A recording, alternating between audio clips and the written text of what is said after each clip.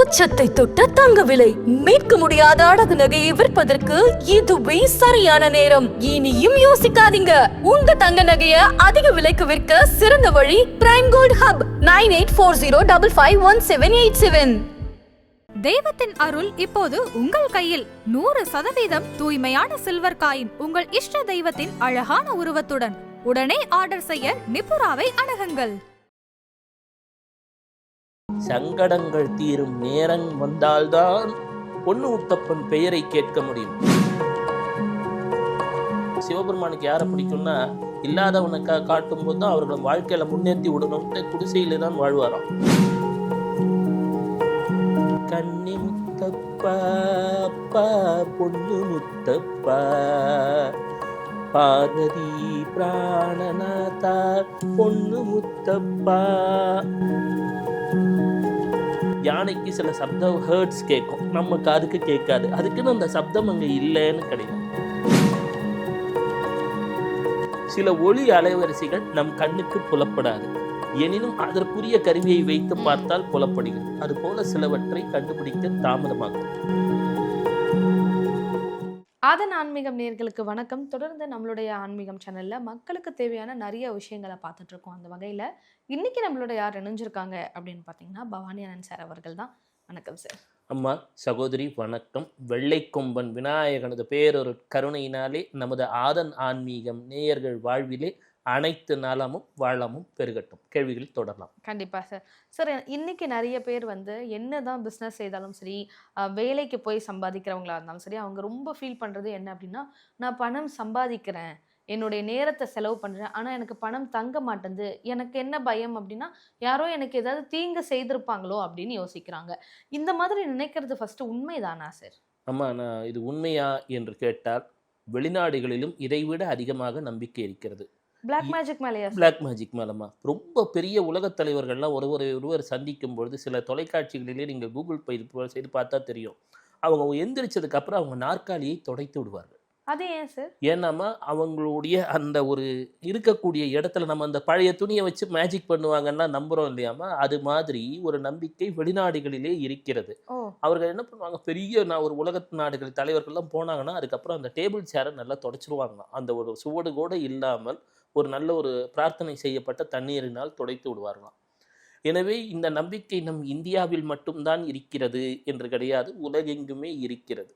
இது இப்படியுமே சொல்லுவாங்க. ஒரு வல்லரசு நாட்டில் ஒரு தடவை என்ன பண்ணிட்டாங்களான்னா, இந்த காலடி மண் இருக்கு பார்த்தீங்களா, ஏதோ ஒரு துர்சம்பவம் நடந்த இடத்தில் காலடி மண் பட்ட இடத்த ஒரு ரோஜாப்பூ செடி வச்சு அவர்கிட்ட கொடுத்துட்டாங்களாம். கொடுத்ததுக்கப்புறம் அவர் தனது அந்த டேர்மை கம்ப்ளீட் பண்ண முடியாமல் தன் பதவியை இழந்தார் அப்படின்னு கூட ஒரு கதை உண்டு. உண்மையா அப்படின்னா, ஒவ்வொரு இடத்துக்கும் ஒரு வைப்ரேஷன் ஒன்று இருக்குது. நம் விஞ்ஞானத்தின் மெய்ஞானத்தின் சில எல்லைகளை விஞ்ஞானம் இன்னும் முயற்சி செய்து கொண்டிருக்கிறது, அப்படி சொல்லலாமே. அப்போ என்னன்னா, யானைக்கு சில சப்தம் ஹர்ட்ஸ் கேட்கும், நம்ம காதுக்கு கேட்காது. அதுக்குன்னு அந்த சப்தம் அங்கே இல்லைன்னு கிடையாது. சில ஒளி அலைவரிசைகள் நம் கண்ணுக்கு புலப்படாது, எனினும் அதற்குரிய கருவியை வைத்து பார்த்தால் புலப்படுகிறது. அதுபோல சிலவற்றை கண்டுபிடிக்க தாமதமாகலாம். ஆனால் இந்த கண் திருஷ்டி, கண்ணேறு அப்படின்றது எல்லாருமே உலகெங்கும் பெரும்பாலும் நம்புகிறார்கள். அப்போது ஒருத்தனை பார்த்து நல்லா இருப்பேன்னு சொன்னால் நல்லது நடக்குது. அட பாவி, அவன் கடையை திறந்துருக்கானே, பக்கத்தில் நல்ல வியாபாரம் ஓடிட்டு இருக்கேன், புதுசாக வீடு கட்டிட்டானே, நல்லா இருக்கானே, வார்த்தைகள்லேயே வித்தியாசம் இருக்கு. மாப்பிள்ளை கல்யாணம் ஆயிடுச்சா அப்படின்வான். அப்போ ஏதோ ஒன்று சரி, இதெல்லாம் இயல்பிலேயே நடக்கக்கூடிய விஷயங்கள். அப்போ இதுக்கெல்லாம் எனக்கு ஒரு தடங்கள் இருக்கிறது ஐயா அப்படின்னு உணர்வாங்க. சிலர் ஏதோ எனக்கு தெரியாமல் ஒரு செய்வினை ஏவல் தோஷம் போன்ற சிவசிவா ஏதோ ஒன்று செஞ்சுட்டாங்கன்னு பயப்படுறவங்க இதெல்லாம் இருக்காங்க. சிலருக்கோ தூங்கும் பொழுது கனவுகள் ஏதோ ஒரு துர்க்கனவுகள், என்னன்னே தெரியறதில்லை சார், ராத்திரி ஏதோ கெட்ட கனவாக வருது, நிம்மதியாக என்னால் தூங்க முடியலை. மற்ற சிலரோ ஏதோ ஒரு பயம் அப்படின்ற ஒரு உணர்ச்சியும் உண்டு.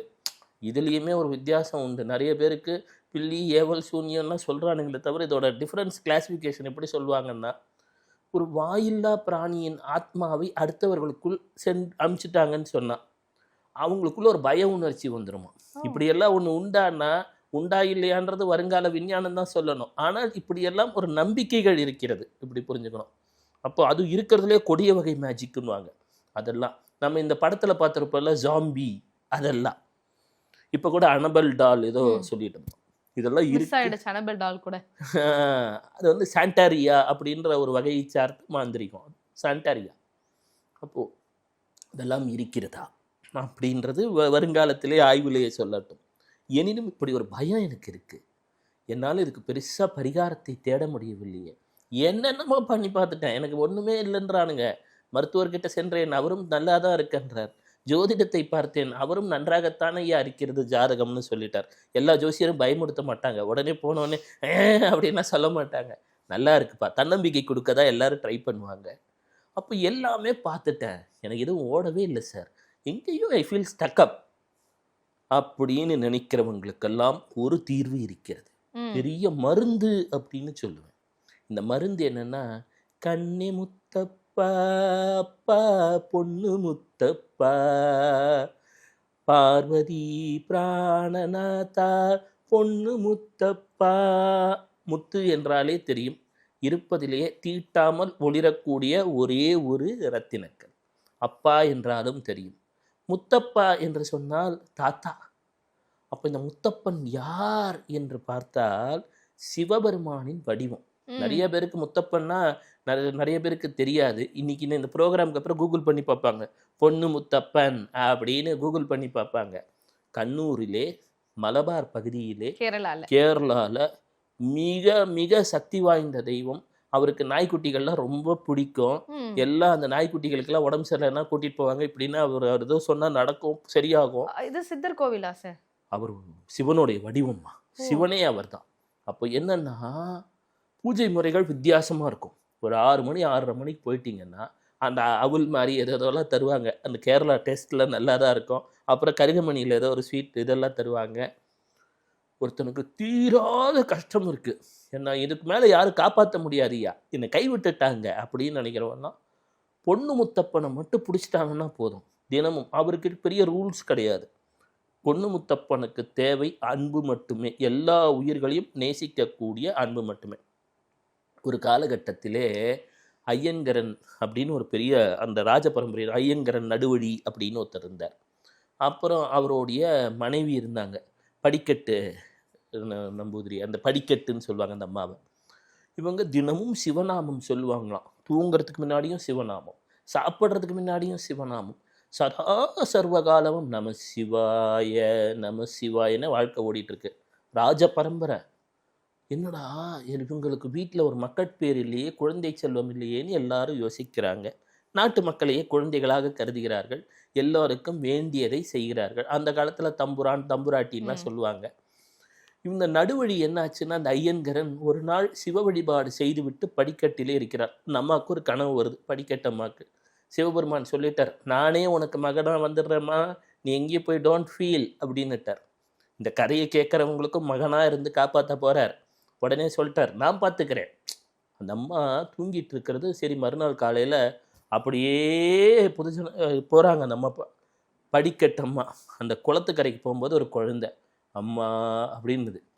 அதை பார்த்தோடனே உங்களுக்கு ஒரு ஃபீல் ஆகிடுது. இந்த அவங்களோட கூட வந்த ஃப்ரெண்ட்ஸ் எல்லாம் எடுத்து இவங்க எடுத்து அதை வளர்க்க ஆரம்பிக்கிறாங்க. அரண்மனை வாசத்தில் இருந்தாலும் சிவபெருமான் இல்லையா, ஏழை எளியவர்களுக்கு தான் உதவுவார். மக்களோட மக்களாக பழகிறார். எல்லாரும் யோசிக்கிறாங்க, என்னையா இவன் அரண்மனை வாசி, நம்மளோட வரான், நம்மளோட பேசுகிறான் என்ன அப்படின்னும்பொழுது மக்கள் தருவதை உண்பார். அவங்க வீட்டில் அசைவ படைகள் இருந்தாலும் ஏற்றுக்கொள்வார். அரசர்னா ஒரு கெத்தாக தானே இருப்பாங்க, அவங்க வீட்டுக்குள்ளே இருப்பாங்க. அவங்க ரேஞ்சுக்கு அந்த குழந்தைங்கள்லாம் விளையாண்டிட்டு இருந்திருக்கோம். ஒரு யோசிச்சு பாருங்கள், பல ஆயிரம் ஆண்டுகள் முன்னாடி அப்படி தானே இருந்திருக்கோம் ஒரு அரண்மனை. கூட இருக்கிற மந்திரி எல்லாம் சொல்கிறாங்க, என்னங்க உங்கள் பையன் எல்லாரோடையும் ஃப்ரெண்ட்லியாக பழகிறான், மக்களோட பிரச்சனையை கேட்குறான், குடிசைகளில் தான் வசிக்கிறான், அதே போல் உங்கள் பையன் அசைவப்படையிலும் நல்லா கொடுத்தா வாங்கி சாப்பிட்றான், உடனே சுற்றியும் நாய்கள் இருக்கிறது, இயல்பாக இருக்கிறார், எந்த வித ஒரு படோடோபமெல்லாம் இல்லை, பந்தா இல்லை, இவரை என்னங்க இப்படி ஒரு அரசனுக்குரிய இதோட வளர்க்கணுங்க. உடனே அம்மா கூப்பிட்றா.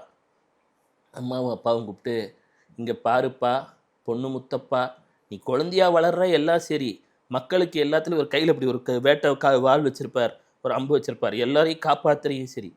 ஆனால் கண்ணு எல்லாம் இப்படி மக்களோட மக்களாய் பழகுகிறாய், நீ ஒரு அரசன், அரசன்ற ஒரு மிடுக்க காட்ட வேண்டாமா? உணவுல ஒரு கட்டுப்பாடு, அம்மா என்னால் இப்படி முடியாதும்மா அப்படின்னார்.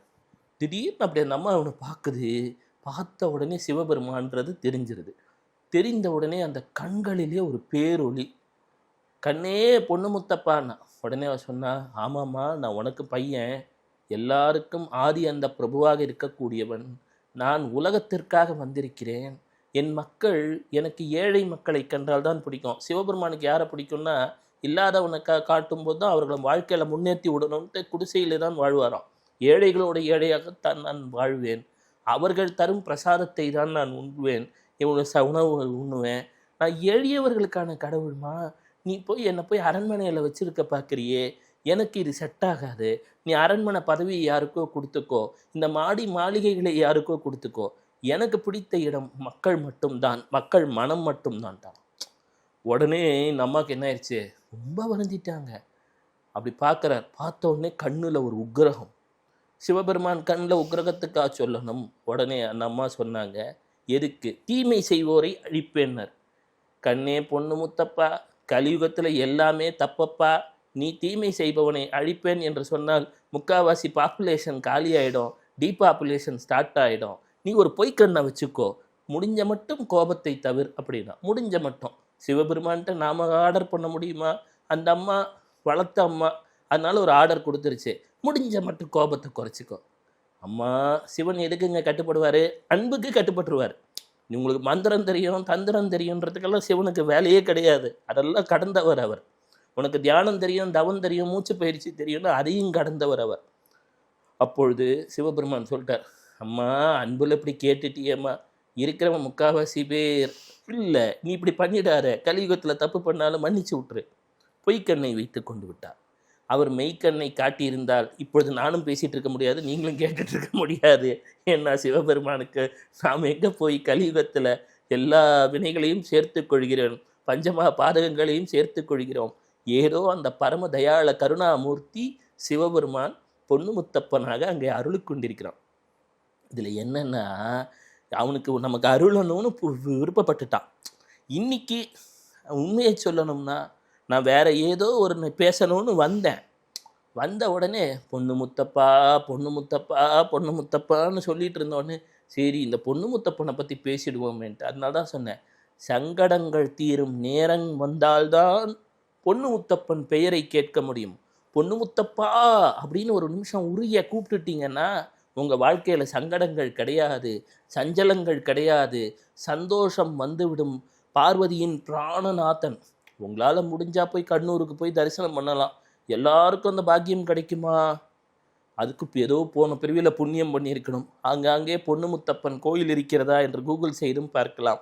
இயலாதவர்கள் ஒரு படத்தை டவுன்லோட் செஞ்சு வச்சுக்கலாம். அதுவும் முடியலையா? இப்போல்லாம் யூடியூப் வந்துருச்சு, எத்தனை படத்தை தான் டவுன்லோட் பண்ணுறது செல்ஃபோனில். யூடியூப்பில் பாருங்கள், பொண்ணு முத்தப்பா அப்படின்னு பாட்டை கேளுங்க. இது ஒரு 10 நிமிஷம், ஒரு 48 நாளில் டிஃப்ரென்ஸ் தெரியும். பொண்ணு முத்தப்பனுக்கு பொறுத்த மட்டும் ரூல்ஸ் கிடையாது, இது தெரிஞ்சுக்கோங்க. பொண்ணு முத்தப்பனோட ஒரே ரூல், ஜாதி மத பேதம் கிடையாது, ஆண் பெண் பேதம் கிடையாது, எல்லோரும் எல்லா நாளும் வழிபடலாம், உணவு கட்டுப்பாடுகள் கிடையாது. ஒரே ஒரு ரூல் தான், அன்பு செலுத்து, சக உயிர்களிடம் அன்பு செலுத்து, நீ உன்னிடமும் உன்னை அன்பு செலுத்து, என்னை வணங்கு. இவ்வளோதான் அவரோடது. ரொம்ப சிம்பிள் பாலிசிங்க. ஆனால் வேர்ல்டிலேயே கிரேட்டஸ்ட் அஷ்யூரன்ஸ் என்பது இறைவன் மட்டும்தான். மற்றதெல்லாம் நிலைத்த பொருள் கிடையாது. அந்த நிலைத்த பொருள் அருளை வாரி வாரி வழங்கி விடுவான். உங்கள் வாழ்க்கையிலே வறுமை என்பதை இல்லாமல் செய்து விடுவான் பொண்ணு முத்தப்பன். ஆயுள், ஆரோக்கியம், ஐஸ்வர்யம் எதை கேட்டாலும் தரக்கூடிய ஏடிஎம்மாக, எனி டைம் அப்ரோச்சபிளாக, எப்போ வேணாலும் நீங்கள் கூப்பிடலாம். இரவு நேரத்தில் கூட பொண்ணு முத்தப்பா என்று சொல்லி தூங்கி பாருங்கள். வாழ்க்கையில் அப்புறம் கருப்பு மேஜிக்கு, அப்புறம் இந்த நான் சொன்னேன் கண் திருஷ்டி, எந்த வெங்காயத்துக்கும் நீங்கள் பயப்பட வேண்டாம். வாழ்க்கையில் இனி எல்லாம் வெற்றியே. சிவசிவம். கண்டிப்பாக சார், கண்டிப்பாக. இன்னைக்கு நம்ம கேரளாவில், நமக்கு ரொம்ப பக்கத்து நாடான கேரளாவில் இருக்குது. நிறைய பேருக்கு அந்த கோவில் பற்றி தெரியாது. எனக்குமே இன்னைக்கு நீங்கள் சொல்லும்போது தான் தெரிய வந்தது. மக்கள் எல்லாருக்குமே ரொம்ப பயனுள்ளதாக இருந்திருக்கும் சார். ரொம்ப நன்றி. நன்றிம்மா. சிவசிவம்.